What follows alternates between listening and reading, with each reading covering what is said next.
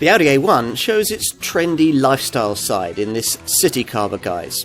This variant is SUV inspired, but of course it's not any sort of SUV.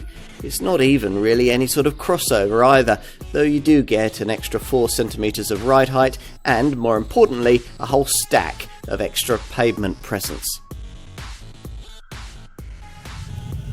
You might expect that the addition of 40 kilograms of weight and a higher ride height might have a negative effect on the tarmac performance of this car.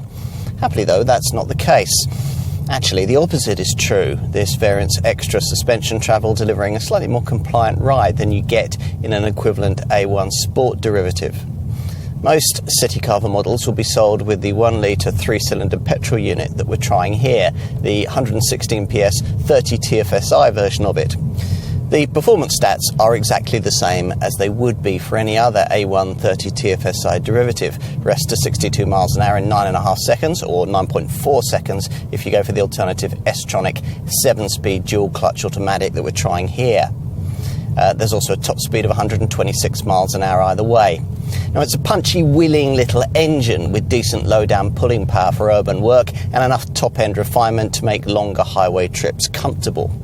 If highway journeys are more the norm for you, then you might want to find the extra for the alternative 4-cylinder 1.5-litre 35 TFSI engine, which puts out 150 PS.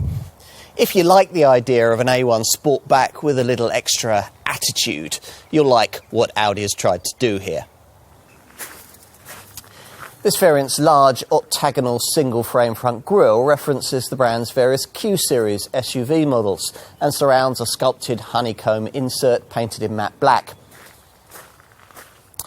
In profile, this model's more muscular look has been achieved primarily through redesigned sills in a contrasting colour, underbody protection in a stainless steel finish and raised suspension, giving around 4 centimetres of additional ground clearance. You also get wheel arch extensions which shroud these bigger 17-inch rims. At the rear, a restyled bumper echoes the robust look of the front end. Inside, there's rather less differentiation over a normal A1 Sportback, but it all feels very high-end for a Super Mini. You get silver grey accents for the air vents, the door handle recesses and the centre console. There's aluminium trim for the control switches and the 10.25-inch virtual cockpit digital instrument cluster, which, as with any other A1, marks this car out from non-premium brand small hatches. The standard MMI centre dash display is 8.8 inches in size, but many owners will want to upgrade to the larger 10.1-inch MMI navigation monitor we have here. In the rear seat, you'll find enough space for a couple of 6-footers to sit behind comparably sized adults in the front. The knees will probably be brushing the seat backs. Out back, there's the usual 335-litre boot. Pricing for this A1 Citycarver starts at around £22,000. That's for the 30 TFSI variant with a manual gearbox. That's a car with a 1-litre 116 PS turbo petrol 3-cylinder engine. If you want Audi's S-tronic dual-clutch automatic transmission, you'll need to find around £1,500 more.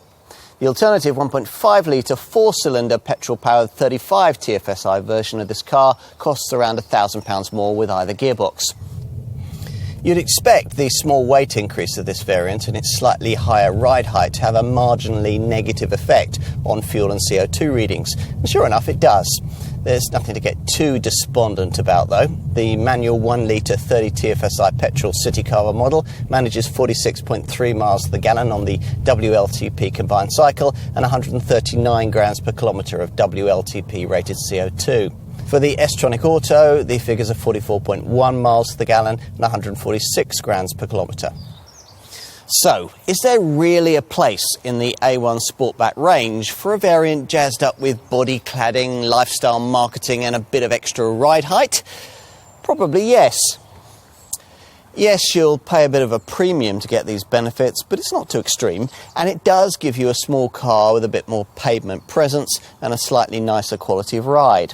If you can't resist that and want an A1 with a little extra attitude, the Citycarver will be right up your street.